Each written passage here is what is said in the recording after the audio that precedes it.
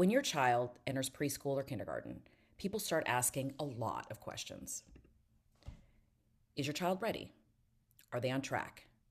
Do they need support? And suddenly, you're sitting at tables with educators, specialists, acronyms, and data charts, wondering how you got here and whether you're supposed to understand all of it. Let me start with the most important truth that I can share.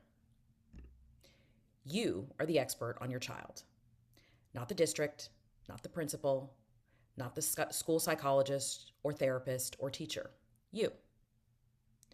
Preschool and elementary school may look similar from the outside, but they are fundamentally different worlds. Preschool is about learning how to be a person in a group, learning how to socialize with others, taking turns, asking for help, and moving through a day. It's about independence. Elementary school, on the other hand, introduces something new: expectations, academic benchmarks, multiple teachers, and transitions between rooms, routines, and adults. And for many children, especially those with disabilities, this shift can be jarring. Understanding this difference matters because a child who struggles with transition is not a child who lacks ability.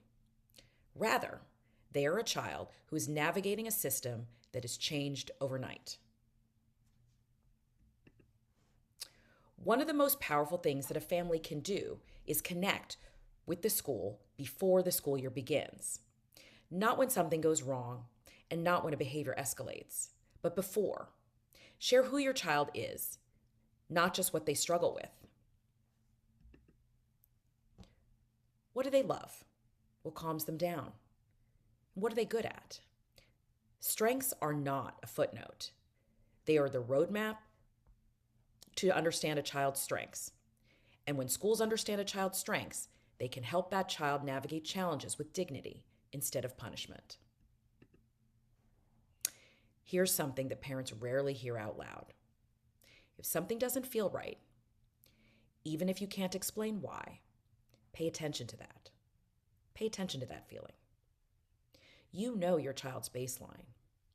You know when something's off. Data matters, of course, and evaluations matter, and experts matter, but intuition built over years of parenting matters too.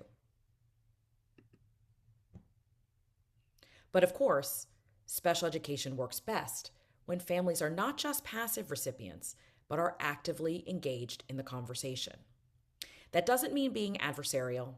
It means being informed. So how do you become an informed participant? You can join parent groups, attend district information sessions, tour classrooms, not just to see what's available, but to ask, is this environment accessible? Is it flexible? And does my child belong here? Because belonging is not a bonus feature. It is the foundation of learning. How else can we succeed in a school environment and for advocating for our child? Strong outcomes in education are built on strong communication. And it's important for you to set your expectations early. So what does that mean? For starters, how does the teacher prefer to communicate? Do they like email? Do they like notes? Do they like logs? And secondly, you have to share information, both honestly and early. You know from your life itself that concerns don't age well when they're left unspoken. And remember this, because it matters. Teachers want to do well. Approach them with respect and professionalism, because partnership opens doors that conflict sometimes closes. And what about beyond academics? Remember that progress isn't just test scores. You have to ask, is my child learning skills, or are they just performing them in the classroom? Can they generalize those skills at home as well as at school? And don't forget, behavior too is communication. Is my child aggressive? Are they eloping from the classroom or the school? Or are they melting down when they get home? Those aren't bad behaviors. Those are messages. And the question is not how do we stop this, But the question is, what is my child trying to tell me? Finally, there is absolutely nothing glamorous about an IEP binder, but it is one of the most empowering tools that a family can have. Organize your documents by year. Track your timelines. Bring notes to a meeting. And keep your emails. Not because you expect conflict, not because you expect to argue, but because clarity protects your child. Because when you can say, on this date, this, and this happened, you change the conversation. So as you get ready for that IEP meeting, ask yourself these 3 questions. What are my child's biggest strengths? Where do they struggle the most? And is my child making meaningful progress? Not perfect progress, not grade level progress overnight, but meaningful, substantial progress.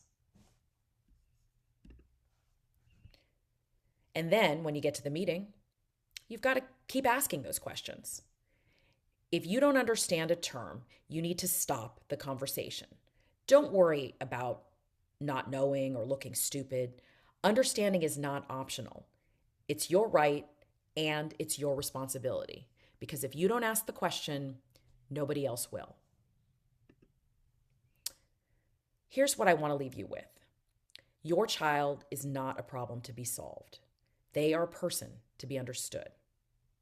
And while systems matter, policies matter, and services matter, the most important force in your child's education is a family that knows them well, speaks up early, and stays engaged. You are not asking for too much. You are asking for what your child needs, and that makes all the difference. Thank you.